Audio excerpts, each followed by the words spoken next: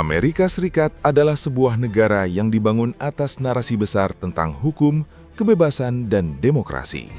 Dengan kekuatan ekonomi terbesar, militer paling dominan, serta pengaruh politik yang menjangkau hampir seluruh penjuru dunia, Amerika bukan sekadar negara, ia adalah aktor utama dalam panggung sejarah global modern. Namun, di balik citra sebagai penjaga tatanan dunia, ada satu fakta yang jarang dibahas secara utuh. Dalam beberapa momen krusial sejarah, Amerika Serikat tidak hanya menjatuhkan sanksi, menekan lewat diplomasi, atau memimpin koalisi internasional. Amerika menangkap langsung kepala negara lain, presiden, jenderal, dan pemimpin yang sedang berkuasa. Pada tahun 1990, Amerika menyerbu Panama dan membawa Manuel Noriega ke pengadilan federal di Miami. Tahun 2003, pasukan Amerika menemukan Saddam Hussein di Irak, mengakhiri kekuasaannya dengan cara yang disaksikan seluruh dunia. 2 dekade kemudian, Juan Orlando Hernandez, mantan presiden Honduras, diekstradisi dan diadili di Amerika Serikat. Dan yang paling baru, Nicolas Maduro dari Venezuela, ditangkap dalam operasi yang mengguncang tatanan politik internasional. Rangkaian peristiwa ini menimbulkan satu pertanyaan besar. Sejauh mana sebuah negara berhak menegakkan hukumnya melampaui batas kedaulatan negara lain? Apakah ini bentuk penegakan hukum global, ataukah praktek kekuasaan sepihak yang dilegalkan oleh kekuatan? Dalam dokumenter ini, kita akan menelusuri kisah-kisah tersebut secara runtut dan mendalam, dari akhir Perang Dingin hingga era geopolitik modern, untuk memahami bagaimana Amerika Serikat menggunakan kekuasaannya dan apa dampaknya bagi dunia. Dan semuanya bermula di sebuah negara kecil bernama Panama. Di akhir dekade 1980-an, Panama adalah negara kecil dengan posisi strategis yang sangat besar. Panama bukan hanya jalur perdagangan dunia, tetapi juga simbol kepentingan Amerika Serikat di Amerika Tengah. Di balik negara ini, berdiri satu figur kuat, Manuel Antonio Noriega, seorang jenderal intelijen, penguasa de facto Panama, sekaligus tokoh yang selama bertahun-tahun hidup dalam hubungan ambigu dengan Washington. Noriega bukan musuh lama Amerika. Justru sebaliknya, sejak 1960-an hingga awal 1980-an, ia adalah aset intelijen CIA. Ia membantu operasi Amerika di kawasan, termasuk menghadang pengaruh Kuba dan gerakan kiri di Amerika Latin. Masalah muncul ketika kepentingan mulai bertabrakan. Memasuki pertengahan 1980-an, Noriega dituduh terlibat dalam perdagangan narkoba internasional dan pencucian uang. Tuduhan yang datang bukan dari Panama, tetapi dari Pengadilan Federal Amerika Serikat. Pada 1988, sebuah grand jury di Florida secara resmi mendakwanya. Disinilah keputusan aneh itu muncul. Seorang kepala negara aktif didakwa oleh pengadilan negara lain. Hubungan Panama-Amerika pun runtuh total. Pemilu Panama 1989 dibatalkan secara sepihak oleh rezim Noriega setelah kandidat oposisi unggul telak. Kerusuhan pecah, tekanan internasional meningkat, dan Amerika mulai membingkai Noriega bukan lagi sebagai mitra, melainkan ancaman bagi demokrasi, bagi stabilitas kawasan, dan yang paling ditekankan, bagi perang melawan narkoba. Pada Desember 1989, Amerika Serikat melancarkan Operation Just Cause. Lebih dari 25.000 tentara diterjunkan ke Panama. Ini bukan operasi penangkapan biasa, melainkan invasi militer penuh terhadap negara berdaulat. Dalam hitungan hari, rezim Noriega runtuh. Sang jenderal melarikan diri dan bersembunyi di Kedutaan Vatikan sebelum akhirnya menyerah pada Januari 1990. Noriega dibawa ke Miami, diadili sebagai kriminal narkotika, dan dijatuhi hukuman puluhan tahun penjara. Amerika menyebut ini kemenangan hukum. Namun di Amerika Latin, peristiwa ini dikenang sebagai luka. Ratusan warga sipil tewas, kedaulatan diinjak, dan hukum internasional dipertanyakan. Sejarawan Greg Grandin dalam bukunya Empire's Workshop menilai Panama sebagai laboratorium awal intervensi modern Amerika, tempat di mana batas antara penegakan hukum dan penggunaan kekuatan militer mulai kabur. Kasus Noriega bukan hanya tentang satu orang, ia adalah titik awal, sebuah preseden berbahaya atau berani tergantung dari sudut pandang. Dan dari sinilah dunia mulai menyadari Amerika Serikat bersedia menangkap kepala negara lain jika dianggap perlu. Presiden ini akan bergema lebih keras, lebih luas, dan jauh lebih berdarah ketika Amerika mengarah ke Timur Tengah.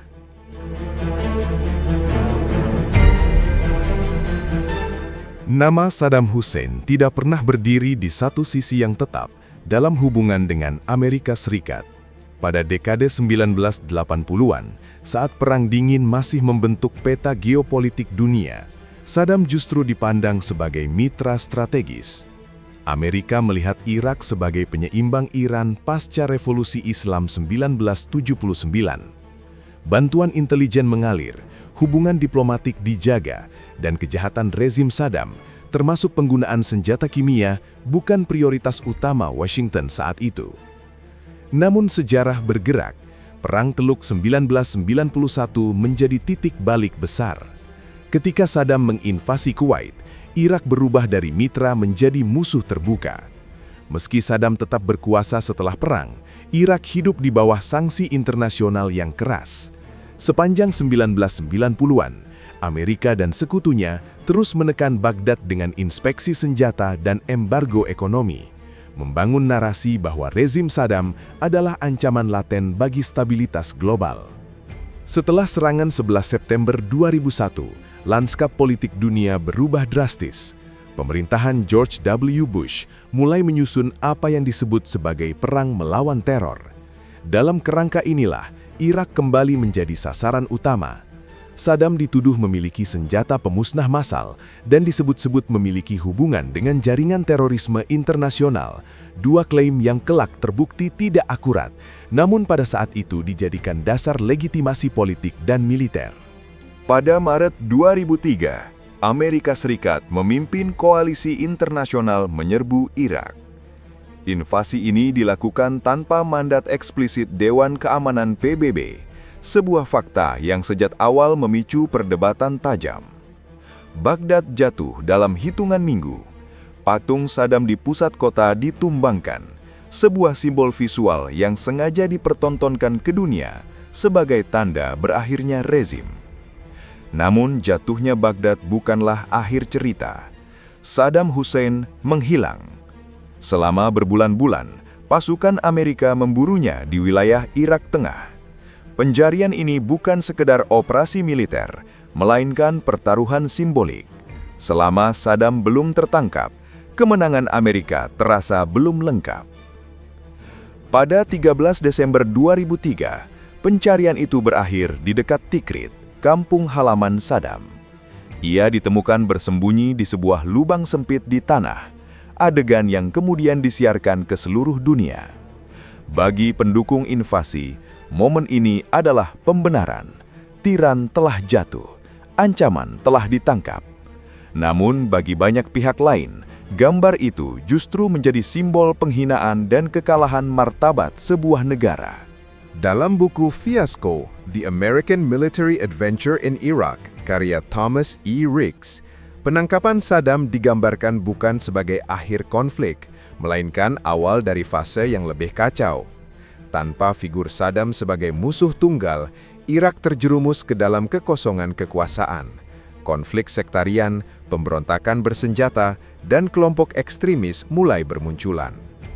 Saddam kemudian diserahkan kepada otoritas Irak. Ia diadili oleh Pengadilan Khusus Irak atas kejahatan terhadap kemanusiaan, terutama terkait pembantaian warga Dujail pada 1982. Proses hukumnya menuai kritik internasional, mulai dari standar peradilan, tekanan politik, hingga pertanyaan tentang keadilan dalam situasi negara yang masih diduduki asing. Pada 2006, Saddam Hussein dieksekusi mati. Bagi sebagian rakyat Irak yang pernah hidup di bawah represi rezim Ba'ath, Eksekusi ini dianggap sebagai keadilan yang tertunda. Namun bagi banyak pengamat internasional, nasib Saddam tidak menghapus pertanyaan besar tentang invasi itu sendiri. Senjata pemusnah massal tidak pernah ditemukan. Ribuan warga sipil tewas. Irak terjebak dalam instabilitas berkepanjangan yang dampaknya masih terasa hingga hari ini. Sejarawan Charles Tripp, dalam bukunya A History of Iraq, menekankan bahwa kejatuhan Saddam bukanlah penutup tragedi Irak, melainkan pembuka bab baru yang jauh lebih kompleks. Negara yang sebelumnya dikontrol dengan tangan besi tiba-tiba dilepas tanpa fondasi institusi yang kuat. Saddam Hussein pun menjadi simbol era baru kebijakan luar negeri Amerika di abad ke-21. Intervensi berskala besar dengan konsekuensi global yang panjang. Penangkapannya bukan sekadar jatuhnya seorang diktator, tetapi juga awal dari perdebatan panjang tentang batas kekuasaan, legitimasi perang, dan harga yang harus dibayar dunia. Dan setelah Irak, pendekatan Amerika terhadap pemimpin negara lain perlahan berubah. Tidak selalu dengan tank dan invasi terbuka. Di tempat lain, cara yang lebih senyap, namun tak kalah kontroversial, mulai digunakan. Perhatian Amerika kemudian bergeser ke Amerika Tengah.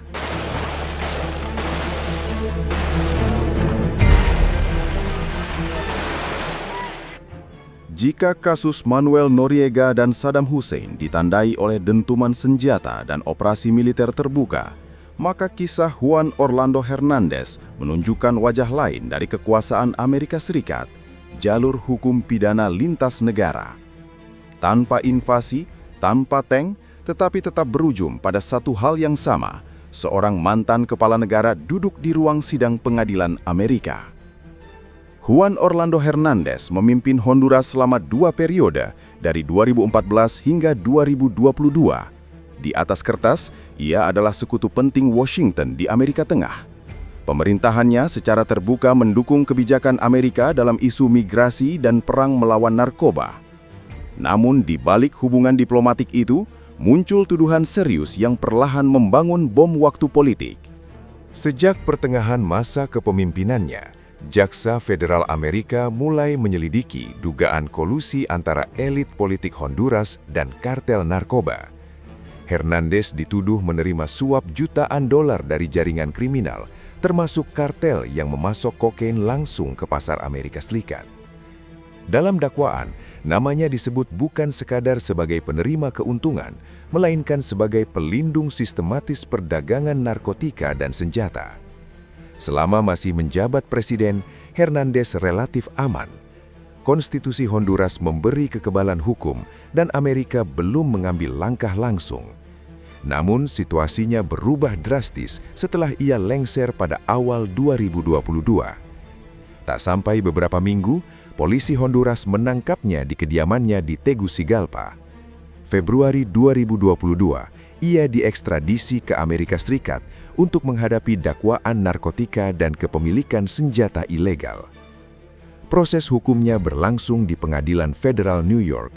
Berbeda dengan kasus Saddam, tidak ada pengadilan khusus atau narasi kejahatan perang. Ini murni perkara kriminal, aliran uang, saksi kartel, rekaman transaksi, dan jaringan distribusi narkoba lintas negara. Pada akhirnya, Hernandez dinyatakan bersalah dan dijatuhi hukuman 45 tahun penjara. Bagi pendukung langkah Amerika, ini adalah contoh penegakan hukum global yang efektif. Tidak ada lagi tempat aman bagi pejabat tinggi yang terlibat narkotika. Jabatan presiden tidak boleh menjadi tameng kriminalitas. Kasus ini sering disebut sebagai kemenangan dalam perang melawan narkoba versi hukum. Namun kritik pun menguat. Banyak pihak di Amerika Latin melihat kasus Hernandez sebagai contoh selective justice. Mengapa beberapa pemimpin sekutu Amerika dibiarkan bertahun-tahun sebelum ditindak, sementara yang lain segera dijerat? Mengapa proses hukum baru berjalan setelah kekuasaan berakhir? Pertanyaan tentang kedaulatan dan intervensi hukum asing kembali mencuat. Dalam bukunya Drugs, Oil, and Wars, Peter Dale Scott menyoroti paradoks ini. Amerika kerap bekerja sama dengan elit lokal yang bermasalah, lalu menghukum mereka ketika sudah tidak lagi berguna secara politik.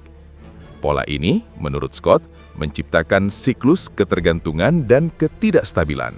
Kontroversi kembali mencuat ketika pada Desember 2025, Hernandez menerima grasi presiden dari Donald Trump. Keputusan ini memicu perdebatan baru, apakah keadilan benar-benar ditegakkan atau justru tunduk pada kalkulasi politik tingkat tinggi. Kasus Juan Orlando Hernandez memperlihatkan evolusi strategi Amerika, dari invasi militer ke penegakan hukum lintas batas, dari tank ke surat dakwaan. Namun satu hal tetap sama, keputusan akhir tetap berada di tangan kekuatan besar. Dan kini, setelah pendekatan hukum pun memicu kepuncangan geopolitik, dunia dihadapkan pada kasus yang jauh lebih panas, lebih segar, lebih berbahaya, dan lebih berpotensi mengubah tatanan global.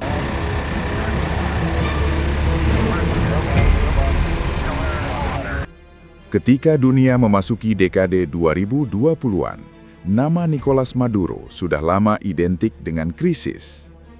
Sejak menggantikan Hugo Chavez pada 2013, Venezuela perlahan berubah dari negara kaya minyak menjadi simbol runtuhnya ekonomi, polarisasi politik ekstrim, dan migrasi besar-besaran. Inflasi meroket, mata uang nyaris tak bernilai, dan jutaan warga meninggalkan negaranya. Di tengah krisis itu, Maduro tetap bertahan di puncak kekuasaan, melalui pemilu yang legitimasinya terus dipertanyakan. Bagi Amerika Serikat, masalahnya bukan hanya soal demokrasi. Sejak 2019, Washington secara resmi tidak mengakui Maduro sebagai presiden sah Venezuela. Amerika mendukung oposisi dan menjatuhkan sanksi ekonomi besar-besaran. Di saat yang sama, Jaksa Federal AS telah lama menyiapkan dakwaan terhadap Maduro, menuduhnya terlibat langsung dalam perdagangan narkotika internasional dan narkoterorisme, sebuah istilah berat yang menempatkan kejahatan narkoba sejajar dengan terorisme global. Dalam buku Crude Nation karya Raul Gallegos, dijelaskan bagaimana Venezuela di era Maduro menjadi simpul penting jaringan ilegal, dari penyelundupan minyak, pencucian uang, hingga jalur narkotika Amerika Latin menuju pasar global. Tuduhan Amerika menyebut Maduro bukan sekadar pemimpin yang gagal, tetapi aktor aktif dalam sistem kejahatan terorganisir lintas negara. Ketegangan ini berlangsung bertahun-tahun, hingga akhirnya meledak pada 3 Januari 2026. Tanpa peringatan panjang dan tanpa mandat publik dari Dewan Keamanan PBB, Amerika Serikat melancarkan Operasi Absolute Resolve. Dalam operasi militer yang cepat dan terkoordinasi di Caracas, pasukan khusus Amerika menangkap Nicolas Maduro dan istrinya. Dalam hitungan jam, mereka diterbangkan ke New York untuk menghadapi dakwaan federal. Berita ini mengguncang dunia. Ini bukan ekstradisi, bukan penyerahan sukarela, dan bukan hasil kudeta internal. Ini adalah penangkapan langsung seorang kepala negara yang masih berkuasa di ibu kota negaranya sendiri oleh kekuatan asing. Sebuah preseden yang bahkan melampaui kasus Noriega. Di pengadilan Amerika, Maduro menyatakan tidak bersalah. Tim pembelanya menegaskan bahwa penangkapan itu ilegal, bermuatan politik, dan melanggar prinsip dasar kedaulatan negara. Namun bagi pemerintah Amerika, narasinya jelas, ini adalah penegakan hukum internasional terhadap rezim yang mereka sebut sebagai narkoteroris. Pendukung langkah Amerika memuji operasi ini sebagai terobosan. Mereka menilai dunia tidak boleh membiarkan pemimpin negara berlindung di balik kedaulatan untuk menjalankan kejahatan transnasional. Dalam logika ini, Maduro bukan korban intervensi, melainkan pelaku kriminal global yang akhirnya dimintai pertanggungjawaban. Namun gelombang kritik jauh lebih besar. Rusia dan China mengecam keras tindakan Amerika, menyebutnya sebagai pelanggaran terang-terangan terhadap hukum internasional. Di PBB, perdebatan memanas. Jika presiden ini diterima, negara manapun bisa mengklaim hak untuk menangkap pemimpin negara lain atas dasar dakwaan sepihak. Bahkan di dalam Amerika Serikat sendiri, kontroversi merebak. Sejumlah politisi Partai Demokrat mempertanyakan legalitas operasi tersebut, terutama karena tidak ada otorisasi eksplisit dari Kongres. Media dan akademisi mulai mengajukan pertanyaan serius. Apakah ini penegakan hukum atau bentuk baru intervensi hegemonik?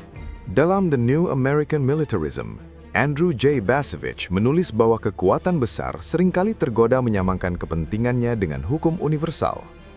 Kasus Maduro, bagi banyak pengamat, adalah contoh paling mutakhir dari kecenderungan itu, ketika garis antara hukum, politik, dan militer benar-benar melebur. Penangkapan Maduro menjadi titik balik dalam narasi panjang yang kita ikuti sejak Panama, Irak, hingga Honduras. Jika Noriega membuka preseden dan Saddam menandai era invasi besar, maka Maduro menunjukkan fase baru, intervensi hibrida, di mana dakwaan hukum dan operasi militer berjalan bersamaan. Apakah dunia sedang bergerak menuju sistem hukum global yang lebih tegas, atau justru menuju tatanan yang ditentukan oleh siapa yang paling kuat? Pertanyaan ini belum memiliki jawaban tunggal.